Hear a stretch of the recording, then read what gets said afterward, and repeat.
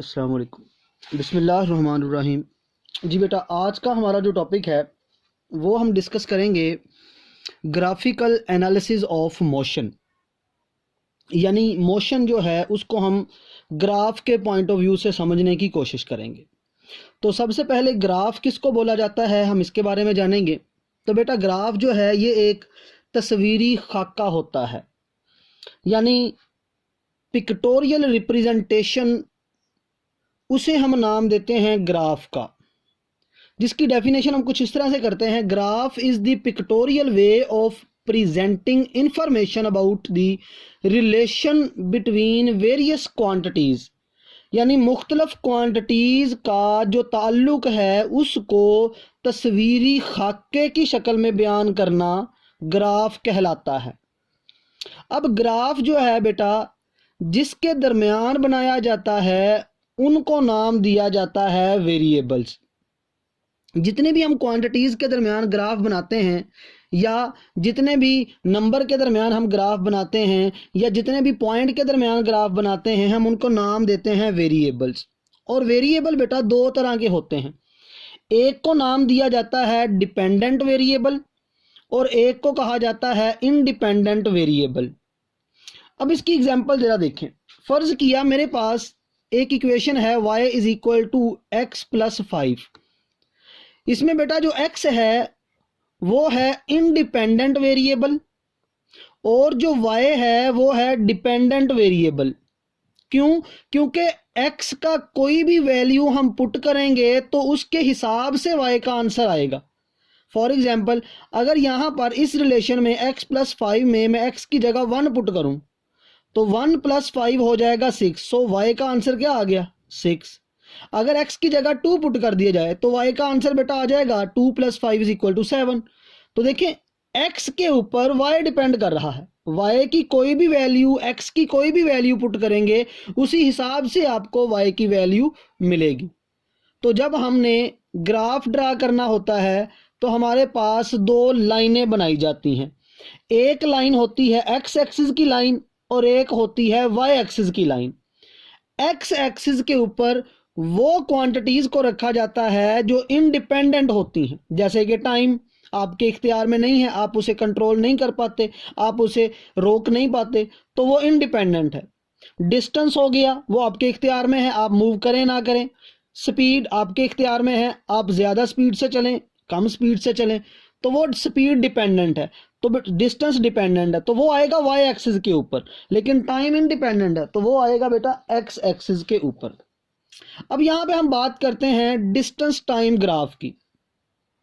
Distance जो है, जैसे बताया आपको कि डिपेंडेंट है, क्योंकि आप इसे खुद कंट्रोल कर सकते हैं, ज़्यादा डिस्टेंस कवर करें या कम डिस्टेंस कवर करें, ये आपके ऊपर डिपेंड करता है। तो डिस्टेंस जो है ये y एक्सिस पे आ जाएगा और टाइम जो है ये इंडिपेंडेंट है और ये बेटा आपके पास x एक्सिस के ऊपर आ जाएगा। अब यहाँ पे एक बात आपने नोट करनी है, एक बात को याद करना है। अगर मोशन हमारे पास स्ट्रेट लाइन में हो तो स्ट्रेट लाइन मोशन के लिए डिस्टेंस और डिस्प्लेसमेंट, स्पीड और वेलोसिटी, ये आपस में इंटरचेंज होते हैं। यानी डिस्टेंस कह दिया जाए चाहे डिस्प्लेसमेंट कह दिया जाए, इससे कोई फर्क नहीं पड़ेगा अगर स्ट्रेट लाइन की मोशन की बात की जाए। और अगर स्पीड कह दिया जाए या वेलोसिटी कह दिया जाए और स्ट्रेट लाइन मोशन हो तो उससे भी कोई फर्क नहीं पड़ेगा। आसान लफ्ज़ों में अगर हम ये कहें कि एक बॉडी स्ट्रेट लाइन मूव कर रही है तो आप उसके लिए वर्ड स्पीड का इस्तेमाल कर लें, चाहे वेलोसिटी का कर लें, चाहे आप ये कह लें उसने डिस्टेंस कवर किया, या आप ये कह लें उसने डिस्प्लेसमेंट कवर किया, तो वो सेम मीनिंग में ही लिया जाता है। अब हम बात करते हैं कि डिस्टेंस टाइम ग्राफ कैसे बनाया जाता है। तो बेटा ये हमने ऐसे दो लाइनें ड्रॉ की। ये दोनों लाइनें आपस में एक दूसरे को म्यूचुअली परपेंडिकुलरली कट कर रही हैं। जब दो लाइनें एक दूसरे को कट करें, जिस पॉइंट पे वो कट करती हैं वो पॉइंट कहलाता है ओरिजिन, और इस पॉइंट के ऊपर x की वैल्यू भी 0 है, y की वैल्यू भी 0 है। अब डिस्टेंस क्योंकि डिपेंडेंट है तो वो आएगा y एक्सिस के ऊपर, और टाइम जो है वो इंडिपेंडेंट है, वो आ जाएगा x एक्सिस के ऊपर।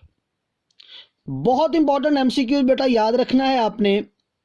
जो हमारे पास स्लोप होती है स्पीड डिस्टेंस टाइम ग्राफ की, slope of distance time graph, ये याद रखना है ये स्पीड के बराबर होता है। जब भी स्लोप की बात की जाती है, जो वाई एक्सिस के ऊपर होता है उसे डिवाइड करना होता है जो एक्स एक्सिस के ऊपर होता है। तो जब d को t से डिवाइड करेंगे तो वो स्पीड या वेलोसिटी के बराबर आएगा। तो बेटा बहुत इंपॉर्टेंट ये एमसीक्यूज है, ये आपने एमसीक्यूज याद रखना है। Slope of distance time graph is speed. अब स्लोप जो है, अगर आपको ना पता चले कि कैसे फाइंड करनी है तो आपने एक बात याद रखनी है, स्लोप का बेसिक मतलब होता है टेन थीटा। टेंजेंट जो है आप छोटी क्लासेस में पढ़ चुके हैं। तो टेन थीटा, थीटा ग्राफ का एक्स एक्सिस के साथ जो एंगल बनता है उसे थीटा कहा जाता है। वो एंगल जो लाइन का यानी ग्राफ जो हम ड्रा करेंगे उस ग्राफ का एक्स एक्सिस के साथ जो जाविया बनेगा उसको हम यहाँ पुट करेंगे और उसका टेन ले लेंगे कैलकुलेटर से, तो वो हमारे पास स्लोप आएगी। और वो जो स्लोप का आंसर होगा वो बेसिकली डिस्टेंस टाइम ग्राफ में हमें प्रोवाइड करेगा उस ग्राफ से या उस ऑब्जेक्ट से मिलने वाली स्पीड। अब यहाँ पे हम तीन तरह के ग्राफ डिस्कस करेंगे डिस्टेंस टाइम ग्राफ के लिए। नंबर 1 पे हम डिस्कस करते हैं बेटा ऑब्जेक्ट एट रेस्ट, जब जिस्म रेस्ट पर है। अब जिस्म रेस्ट पर होने का मतलब क्या है? जिस्म रेस्ट पर होने का मतलब यह है कि कोई बंदा 5 मीटर डिस्टेंस के ऊपर जाके रुका हुआ है, उसने शुरू से 5 मीटर का डिस्टेंस कवर कर लिया, उसके बाद वो रुका हुआ है और मैंने जब नोट किया वो 5 मीटर के डिस्टेंस पे रुका था। टाइम 5 सेकंड गुजर गया, मैंने फिर नोट किया वो अगेन 5 मीटर के डिस्टेंस पे खड़ा है। फिर 10 सेकंड गुजर गए, वो फिर 5 सेकंड के डिस्टेंस पे रुका है। फिर टाइम 15 सेकंड गुजर गए, बेटा वो फिर 5 मीटर के डिस्टेंस पे रुका हुआ है। तो मैं इन सब पॉइंट को जब मिलाता हूं तो मेरे पास ये ग्राफ बन जाता है एक स्ट्रेट लाइन। और ये जो ग्राफ स्ट्रेट लाइन आ रहा है ये पैरेलल टू टाइम एक्सिस है। तो जब भी ग्राफ डिस्टेंस टाइम ग्राफ जो है पैरेलल टू टाइम एक्सिस आ जाए तो इसका मतलब ये है कि जिस्म रेस्ट में है। अब रेस्ट में होने का मतलब है उसकी वेलोसिटी स्पीड 0 होनी चाहिए। तो देखते हैं, अब हम देखते हैं कि यहां पर इसकी स्लोप कितनी है। तो स्लोप की जब बात की जाती है तो स्लोप बेटा यहां पर आपके पास एंगल जो बन रहा है वो 0 आ रहा है, तो tan 0 0 के बराबर है, इस वजह से स्लोप भी 0 है और उसकी स्पीड भी 0 है। तो अगर इस तरह से आपके पास एक लाइन आए तो उसकी स्लोप अगर आपको पूछा जाए तो ये लाइन की स्लोप बेटा हमेशा 0 होती है, स्पीड इसकी 0 होती है। अब हम आ जाते हैं object moving with constant speed. अब अगर ऑब्जेक्ट जो है कांस्टेंट स्पीड से हरकत करे, अब कांस्टेंट स्पीड का मतलब क्या है? कांस्टेंट स्पीड का मतलब है कि एक जैसे टाइम में एक जितना डिस्टेंस कवर हो रहा है, और कांस्टेंट स्पीड को ही हम यूनिफॉर्म स्पीड का नाम भी दे देते हैं। तो हमारे पास फर्ज किया जब टाइम 0 था तो बॉडी भी 0 पॉइंट पर थी, जब टाइम हो गया 5 सेकंड जिस्म ने भी 5 मीटर का डिस्टेंस कवर कर लिया। फिर टाइम हो गया 10 सेकंड, जिस्म ने भी डिस्टेंस कवर कर लिया 10 मीटर का। फिर टाइम 15 पे पहुंचा, जिस्म भी 15 मीटर पे पहुंच गया एंड सो ऑन। तो जब इन सब पॉइंट को मिलाया तो हमारे पास एक स्ट्रेट लाइन आई और ये straight line passing through origin आई, ऐसे ओरिजिन से पास करती हुई लाइन हमें मिली। अब ये जो ग्राफ है जिसमें line passing through straight line passing through origin आ जाए बेटा, तो उसका मतलब समझ जाइएगा वो कांस्टेंट स्पीड है या वो यूनिफॉर्म स्पीड है। अब इसकी स्लोप की बात करते हैं। तो इसकी स्लोप फाइंड करने के लिए हम देखते हैं किस पॉइंट पर स्लोप पूछी जाती है। अगर किसी स्पेसिफिक पॉइंट पर स्लोप पूछी गई है, हम वहां से देखेंगे उस पॉइंट पर कितना वाई एक्सिस के ऊपर डिस्टेंस है और कितना एक्स एक्सिस के ऊपर डिस्टेंस है, दोनों को डिवाइड करेंगे, स्लोप आ जाएगी। अगर हमें पॉइंट पे नहीं वैसे ही जनरली पूछा गया है स्लोप के बारे में, तो क्या करेंगे, हम देखेंगे यहां पर इस लाइन का एक्स एक्सिस के साथ एंगल क्या बन रहा है। तो फर्ज किया ये एंगल जो भी बने उसको हम नाम दे देते हैं थीटा का। तो हमने ये थीटा जो है यहां पुट कर देना है, उसका tan ले लेना है कैलकुलेटर से। तो जो भी वैल्यू आएगी वो 0 नहीं होगी, उसकी वैल्यू 0 से अलावा होगी। तो मतलब इस ग्राफ की कोई फिक्स वैल्यू आ जाएगी, यानी इसकी कोई फिक्स स्लोप आएगी, यानी इसकी कोई फिक्स स्पीड आ जाएगी।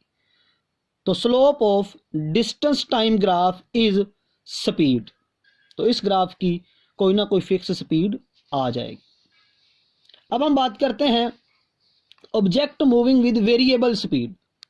अच्छा बेटा, जब भी आपके पास स्ट्रेट लाइन में आंसर आए, स्ट्रेट लाइन का ग्राफ मिले, तो स्ट्रेट लाइन के ग्राफ का मतलब बेटा ये है कि आपके पास जो स्पीड है डिस्टेंस टाइम ग्राफ में वो फिक्स होगी।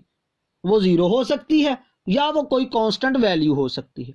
लेकिन जब भी आपको ग्राफ कर्व शक्ल में मिले, आपको ग्राफ के अंदर कोई खाम नजर आए, किसी जगह पे वो टेढ़ापन नजर आए, टेढ़ापन नजर आ जाना, कर्व नजर आ जाना, उसका बेटा मतलब है कि जिस्म डिस्टेंस टाइम ग्राफ के मुताबिक जो वो स्पीड शो करवा रहा है वो कांस्टेंट स्पीड नहीं है, बल्कि वो वेरिएबल स्पीड है। और वेरिएबल स्पीड का मतलब है कि पॉइंट टू पॉइंट उसकी स्पीड जो है वो चेंज हो रही है। तो इस ग्राफ के अंदर जो हमारे पास स्लोप आती है बेटा, वो किस तरह से फाइंड करते हैं। सबसे पहले देखते हैं कि हमारे पास ये एक ग्राफ है, ये वाला ग्राफ हमारे पास ये कर्व शक्ल में, ये और ये कर्व शक्ल का ग्राफ ये शो कर रहा है कि हमारे पास जो स्पीड है वो कांस्टेंट नहीं है, बल्कि वो वेरिएबल है।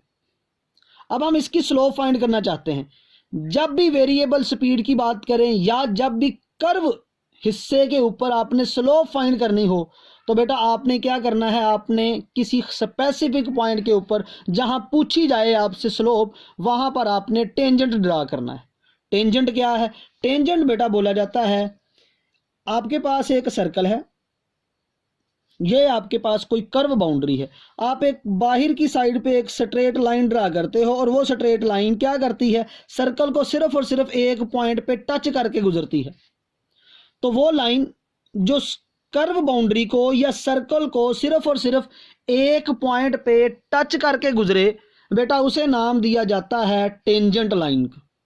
तो यहां पर भी हम क्या करते हैं, ये हम P के ऊपर फाइंड करना चाहते हैं स्लोप, तो हम क्या करेंगे, यहां पर एक टेंजेंट ड्रा करेंगे। तो जब हमने टेंजेंट ड्रा किया तो ये टेंजेंट यहां पर ऐसे आ गया।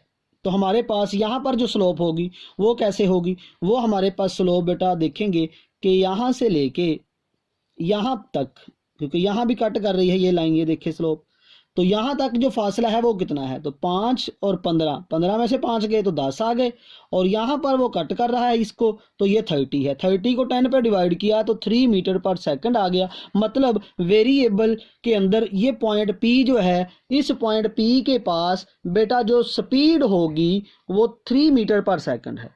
लेकिन अगर यहाँ पर बात की जाए, यहाँ पर स्पीड कुछ और होगी, यहाँ पर बात की जाए यहाँ पर स्पीड कुछ और होगी, क्योंकि वेरिएबल है। तो वेरिएबल के अंदर हर जगह पे स्पीड तब्दील होती रहती है। अब हमें कैसे पता चलेगा किस जगह पे स्पीड ज़्यादा है, किस जगह पे कम है? हम स्लोप से ही बेटा बता सकते हैं।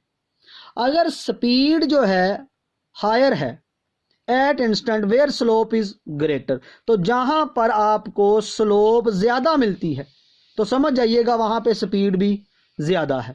तो जहां बेटा आपको स्लोप हॉरिजॉन्टल मिलती है वहां पे स्पीड जो है वो 0 है। मतलब अगर आपको ऐसे हॉरिजॉन्टल स्ट्रेट लाइन मिल रही है वहां पे स्पीड 0 है, और अगर आपको इस तरह से मिल रही है तो इसका मतलब है ये लाइन जो है इसकी स्लोप मैक्सिमम होगी, यानी कि यहाँ पर स्पीड इन्फिनिट को पहुंच जाएगी, स्लोप इन्फिनिट हो जाती है।